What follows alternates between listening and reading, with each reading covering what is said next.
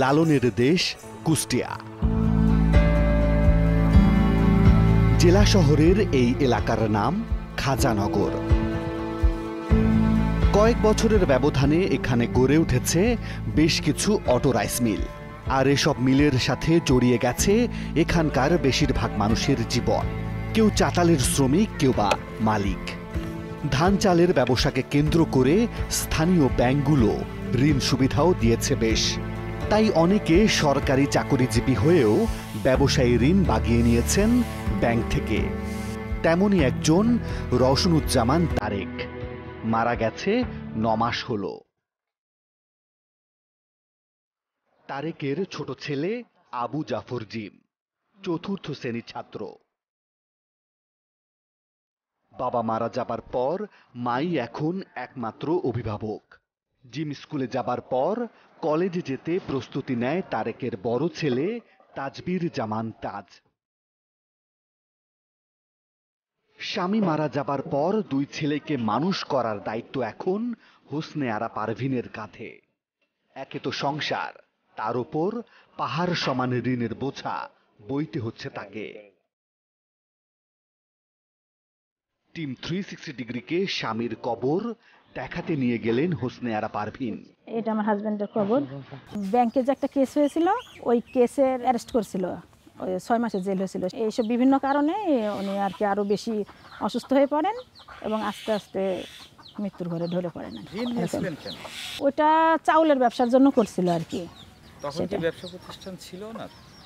না, ও তখন কিছু ছিল না, ওই জায়গায় হলো ডোবা ছিল আর কি, সেটার উপরেই আর কি লোনটা করছিল আর কি। কত টাকা ঋণ নিয়েছিলেন? ঋণ 1 কোটি।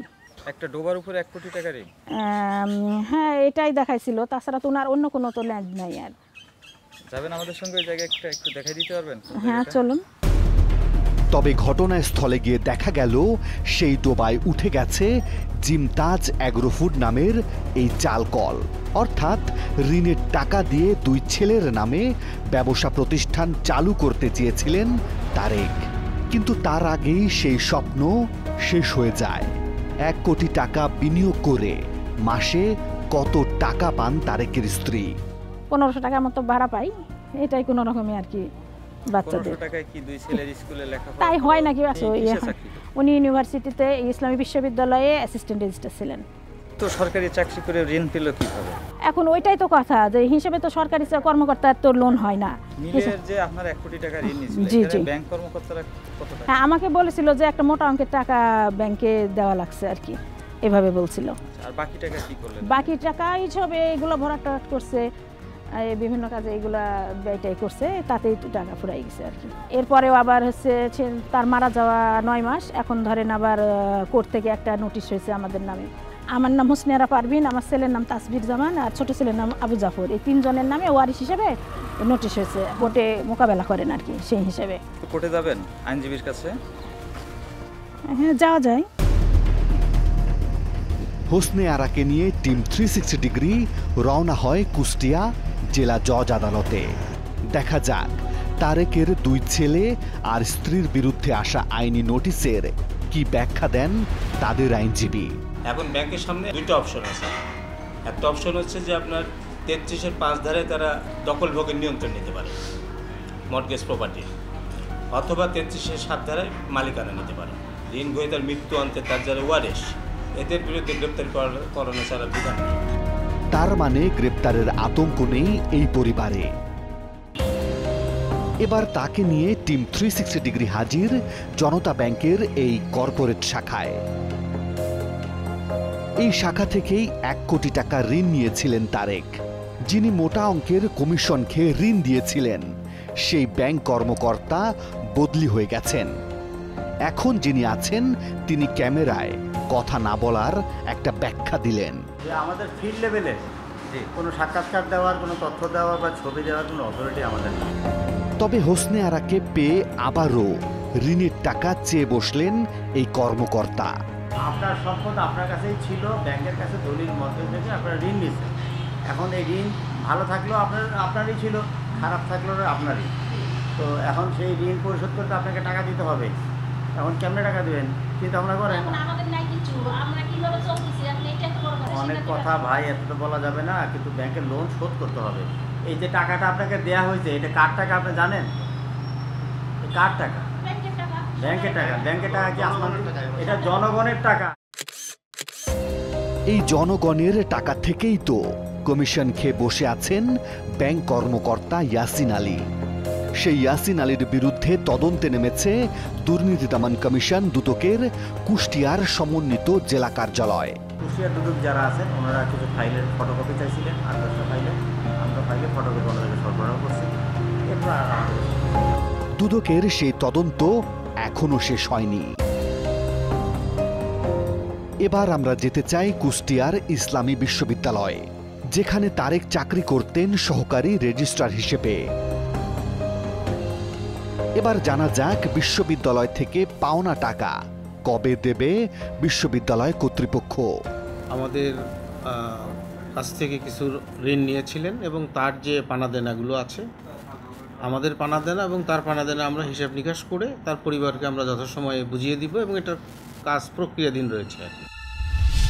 কর্তৃপক্ষের হিসেব নিকেশ বলছে তারেক বিশ্ববিদ্যালয়ের কাছ থেকে কোনো টাকা তো পাবেনই না, উল্টো কর্তৃপক্ষেরই তার কাছে অনেক পাওনা রয়েছে।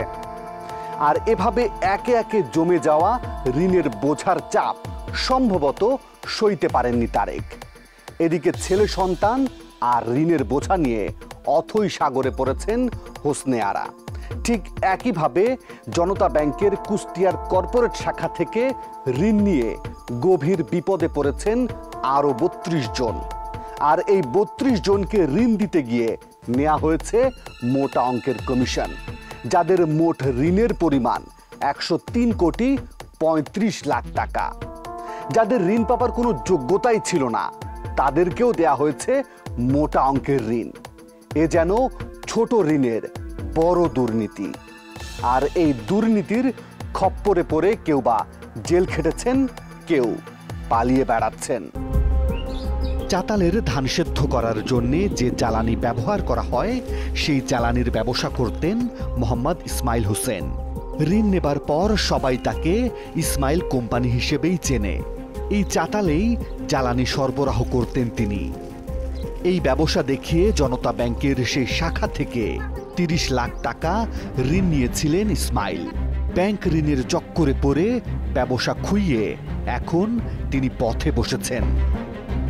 ঋণের টাকা দিতে না পেরে দীর্ঘ 2.5 বছর ধরে পালিয়ে বেড়াচ্ছেন ইসমাইল হোসেন। এই চাতালের পাশেই ইসমাইলের বাড়ি। বাড়িতে গিয়ে পাওয়া গেল তার স্ত্রী আসিয়া বেগমকে। স্বামী পলাতক থাকলেও থেমে থাকেনি আসিয়ার সংসার। 2 সন্তানকে নিয়ে কষ্টের সংসার বয়ে বেড়াচ্ছেন আসিয়া বেগম। এখন এই জ্বালানি বিক্রি করেই সংসার চালান তিনি। গোবর সংগ্রহ করেন কোথা থেকে? গোবর ধরনের আমার বাড়ি তো গরু নাই, মাসের বাড়ি গোবর নাই না। মানুষের বাড়ি বাড়ি গিয়ে গোবর সংগ্রহ করেন তিনি। গোবরের তৈরি জ্বালানি বেচে কখনো দুবেলার খাবার জোটে, কখনো জোটে না। সংসার ধরেন এক সময় ধরেন দিন না খাওয়া যেতেছে, সময় ধরেন খাইতেছি, সময় ধরেন একদিন ভাতও মিলতেছে না। আরও একজন ঋণ খেলাপির সন্ধান পায় টিম 360 ডিগ্রি।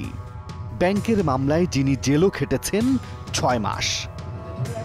দেখা হলো ঋণ খেলাপি সাইফুলের সাথে। আপনি লোন নিয়েছিলেন কত? 10 লাখ টাকা। এই টাকা শোধ করবেন কিভাবে? শোধ করার মতো এখন ধরেন ক্যাপাসিটি নাই আমার। এখন ধরেন যে আমার জমি দেওয়া আছে, জমি নিয়ে ধরেন খালাস করে দিতে হবে। জমি নিলে তো আপনার সবই হারাইলেন। সব এখন হারালে তো কিছু করার নেই আমার। আপনার এটা বসত ভিটা, এটা দেখাই লোন। বসত ভিটার উপরে কি লোন হয়? হয় কিনা এখন ধরেন যে এটা সরকার ভালো জানে, আর ধরেন যে যারা দিচ্ছে তারা ভালো জানে। বসত ভিটার ওপর ঋণ দেওয়ার নিয়ম না থাকলেও ভুয়া দলিল দেখিয়ে 10 লাখ টাকা ঋণ দিয়েছিলেন সেই ব্যাংক কর্মকর্তা ইয়াসিন আলী, যার ছবি দেখে শনাক্ত করেন সাইফুল। ছবি দেখলে চিনতে পারবেন না? দেখলে চিনতে পারতে পারে। হ্যাঁ হ্যাঁ, জানাতে হবে। এলো ম্যানেজারে দিয়েছিলেন কত? হয় খোঁজ দিয়ে ধরেন যে 1 লাখ চলে গেছে। তার মানে 10 লক্ষ টাকা ঋণ নিতে ইয়াসিন আলীকে দিতে হয়েছে নগদ 1 লাখ টাকা। এভাবে 10% কমিশন নিলে 32 জনের কাছ থেকে তিনি নিয়েছেন কমপক্ষে 1 কোটি টাকা। টাকার অঙ্কে এটা ছোট হলেও দুর্নীতির কৌশলটা কিন্তু ছোট নয়। আর এই সাইফুল একে তো জেল খেটেছেন, তার উপর এখন আবার হারাতে বসেছেন তার বসত ভিটা।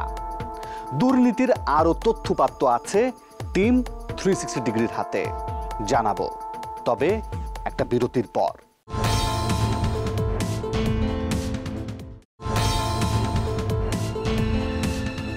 ব্যাংকের ঋণ জালিয়াতির ঘটনা নতুন কিছু নয়। অস্তিত্বহীন নাম ঠিকানা ব্যবহার করে কোটি কোটি টাকা ঋণ দিয়েছিল বেসিক ব্যাংক। সোনালী ব্যাংক, ফার্মার্স ব্যাংকের মতো সরকারি বেসরকারি ব্যাংকগুলোর ঋণ জালিয়াতির ঘটনা নানান সময় আলোচিত হয়েছে গত কয়েক বছর ধরে। তবে আমাদের অনুসন্ধান একটি ব্যাংকের একটি আঞ্চলিক শাখা আর সেই শাখার গ্রাহকদেরকে ঘিরে। এবার আরও একজন গ্রাহকের সন্ধানে টিম 360 ডিগ্রি। রাজধানী এগ্রোফুড, এটিও একটি চাতাল।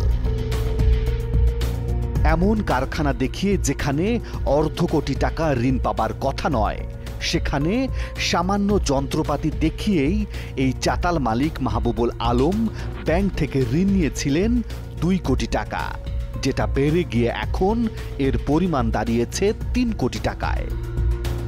এত টাকা ঋণ নিয়েও কারখানা সম্পূর্ণ করতে পারেননি মাহবুবুল। একে তো ব্যবসা পথে বসেছে, অন্যদিকে ব্যাংকের ভয়ে পালিয়ে বেড়াচ্ছেন তিনি। তাই ঘটনাস্থলে তার দেখা পায়নি টিম 360 ডিগ্রি। কথা হলো তার বড় ভাই মোস্তাফিজুর রহমান বাবুর সাথে। ব্যাংকের কাছ থেকে ধরুন আধুনিক ব্যবসা বাণিজ্য করতে গেলে ধরুন আমাদের অবকাঠামো সব তৈরি আছে, পিছনে আরও জায়গা আছে।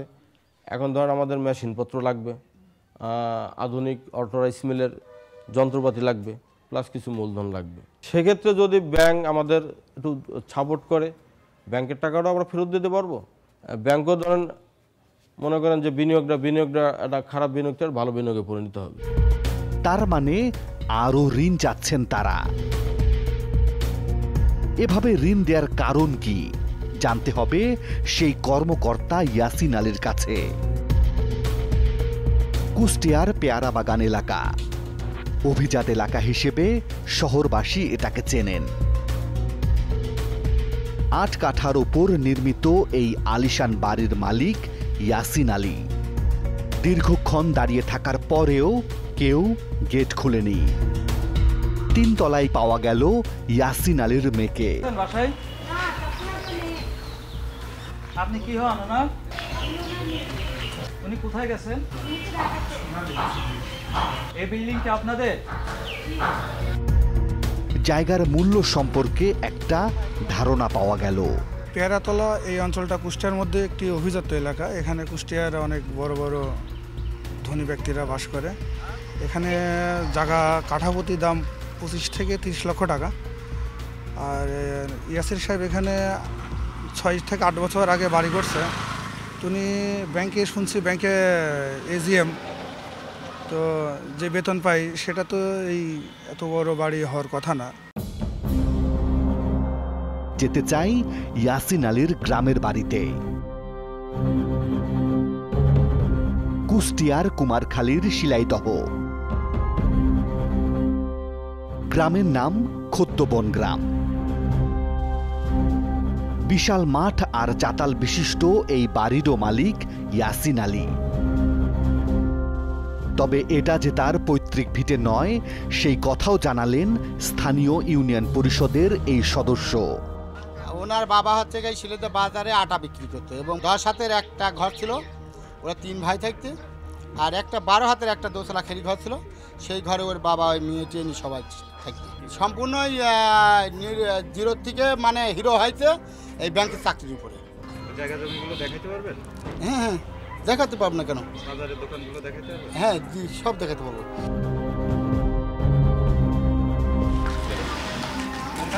এই দোকান, এই যে এই দোকানটা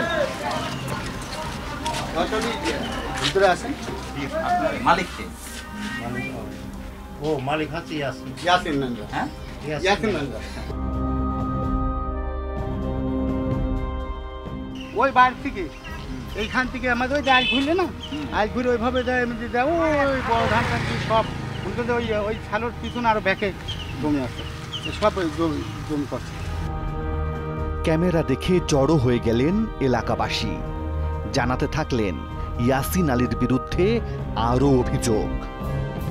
তারা বলে কিরকম রেজিস্ট্রি করি নাই, আগে হচ্ছে মানে জালভাবে রেজিস্ট্রি করা হইতে, সেই রেজিস্ট্রিটা করি নাই। নেওয়ার পরে আমার শাশুড়িটা খুব কাটি করি বেড়ায়, গ্রামের লোক বলে যে ইয়াসিন তুমি এই কাজটা কিন্তু ভালো করলে না। ইয়াসিনের কাছে যা বলতেছে, জুলুম দিয়েছে, যে জমি আলারা আমার উঠা দিতেছে আছে এরকমের বলতেছে, তখন ইয়াসিন হচ্ছে কর কি পুলিশ নিয়ে এসে ধরা দেয়, হচ্ছে অন্যভাবে হচ্ছে গ্যাঞ্জাম সৃষ্টি করে। শুধু ঋণের টাকার কমিশনই নয়, মানুষের জমি জমা জোর করে দখল করার অভিযোগ আছে ইয়াসিন আলীর বিরুদ্ধে। আসলে যে ব্যাংক কর্মকর্তার চাকরি জীবনের শুরুতে কোনো কিছুই ছিল না, আজ তার নামে বেনামে অঢেল সম্পদ। দুদকও নেমেছে তার অবৈধ সম্পদের সন্ধানে। আমরাও তার আরও একটা বাড়ির সন্ধান পেয়েছি। যেতে হবে রাজধানী ঢাকায়। রাজধানী ঢাকায় টিম 360 ডিগ্রি। মিরপুরের শেওড়াপাড়ায় এই ভবনের দুটো ফ্ল্যাটের মালিক ইয়াসিন আলী। মেয়ের কথা অনুযায়ী ইয়াসিন ঢাকায় থাকার কথা। দেখা যাক তিনি আছেন কিনা। আমি হলাম ল্যান্ডওনার। আচ্ছা, আমি ল্যান্ডওনার। তো এটা একটা ডেভেলপার কোম্পানি করছে, ওই ডেভেলপার কোম্পানির কাছ থেকে একটা ভাড়া দেওয়া, আরেকটার মধ্যে মেয়ে থাকে। তাহলে এখন কেউ নাই বাসায়? না, বাসায় না, তিনি বাসায় নেই। ব্যাংকের প্রধান শাখার উদ্দেশ্যে টিম 360 ডিগ্রি। কিন্তু ক্যামেরার সামনে ব্যাংকের কোনো কর্মকর্তাই কথা বলতে রাজি হলেন না। তথ্য বলছে জমির বিপরীতে ঋণ দেওয়ার আগে আইনজীবীর পরামর্শ নিতে হয় ব্যাংক কর্তৃপক্ষের। সেখানেও নাকি ঘাপলা আছে। আইনজীবীর বক্তব্য জানতে আমাদের গন্তব্য আবারও কুষ্টিয়ার পথে।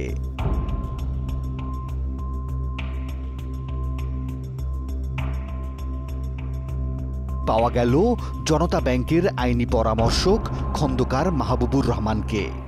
আপনি কয়টা ভেরিফাই করছেন এটা একটু বলেন। একটু ভেরিফাই করিনি যে এখানে এই যে 32টা, না এই পিরিয়ডে আমাকে এসব কেস দেওয়া হয়নি। আপনি আমাকে একটা ব্যাখ্যা যদি দেন, সেটা হচ্ছে যে কোনো সরকারি কর্মকর্তা বা কর্মচারী ইসলামী বিশ্ববিদ্যালয়ে একজন সহকারী রেজিস্ট্রার, তিনি কি সিসি লোন পাইতে পারেন? না। এবার প্রশ্ন ছিল, এভাবে অযোগ্য ব্যক্তিদের ঋণ দিলে তার দায় কে নেবে? হোল অ্যান্ড সোল রেসপন্সিবল হচ্ছে ম্যানেজার এন্ড দি ওই অফিসার কনসার্ন যে কাগজপত্র দেখে। তাহলে কেন সেই দায় গিয়ে পড়েছে মৃত ব্যক্তির স্ত্রীর কাঁধে? কেন সেই দায় বয়ে বেড়াতে হচ্ছে তার সন্তানদের? কেন ইসমাইল এবং মাহবুব পালিয়ে বেড়াচ্ছেন, আর কেন সাইফুলকে খাটতে হলো 6 মাসের জেল? এমন অনেক প্রশ্ন জমা আছে। তবে এটাও ঠিক যে যিনি এমন ঋণ নিয়েছেন এবং যিনি দিয়েছেন, তারা দুজনই কিন্তু সমান অপরাধী। তবে মূল অভিযুক্ত ইয়াসিন আলীকে খুঁজে বের করতে হবে। ফিরছি আরও একটা বিরতির পর।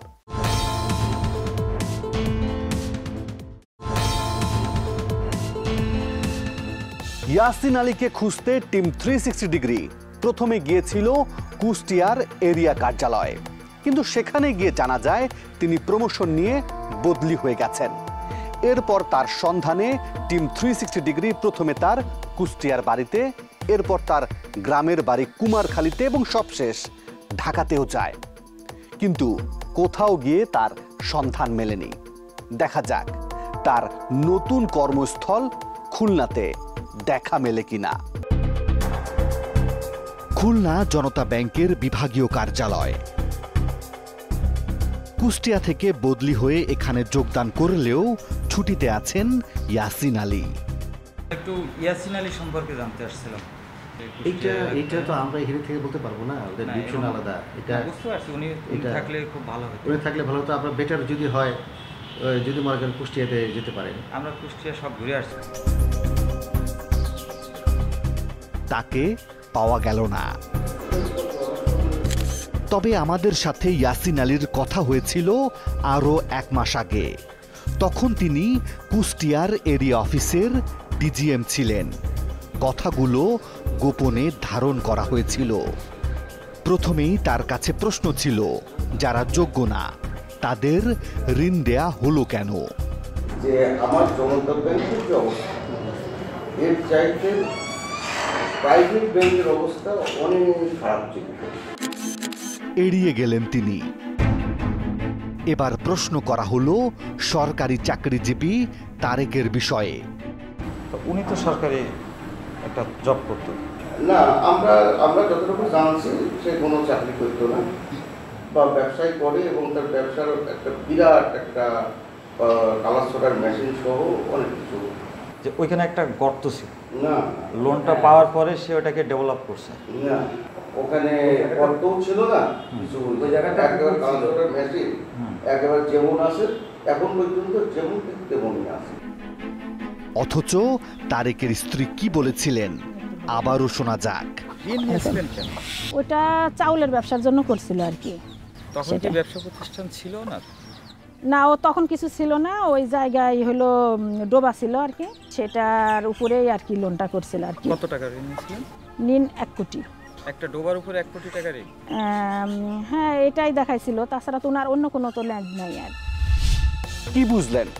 যিনি ঋণ নিয়েছেন তিনি বলছেন জায়গাটিতে ডোবা ছিল, অথচ ঋণদাতা বলছেন সেখানে কোনো ডোবা ছিল না। আর তারেক যে একজন সরকারি চাকরিজীবী সেটা নাকি ব্যাংকের জানাই ছিল না। অথচ ব্যাংক যখন মোটা অঙ্কের ঋণ দেয় তখন গ্রাহকের সব ধরনের তথ্য যাচাই বাছাই করার কথা। নাকি মোটা অঙ্কের কমিশনের কাছে সব অসম্ভব সম্ভব হয়ে যায়? আসলে কতিপয় অসাধু ব্যাংক কর্মকর্তা আর ঋণ গ্রহীতার যোগসাজশে ব্যাংক থেকে লুটপাট হয়ে যায় গ্রাহকের গচ্ছিত হাজার হাজার কোটি টাকা। আর দিন শেষে তৈরি হয় আস্থাহীনতা। প্রিয় দর্শক, আপনাদের কাছে কোনো সুনির্দিষ্ট তথ্য কিংবা অভিযোগ থাকলে আমাদেরকে জানাতে পারেন। আমাদেরকে জানানোর মাধ্যম 4টি: ফেসবুক, SMS, ইমেইল এবং মুঠোফোন। আজ তাহলে এ পর্যন্তই। তবে কথা কিন্তু একটাই, ভালো থাকবেন, ভালো রাখবেন।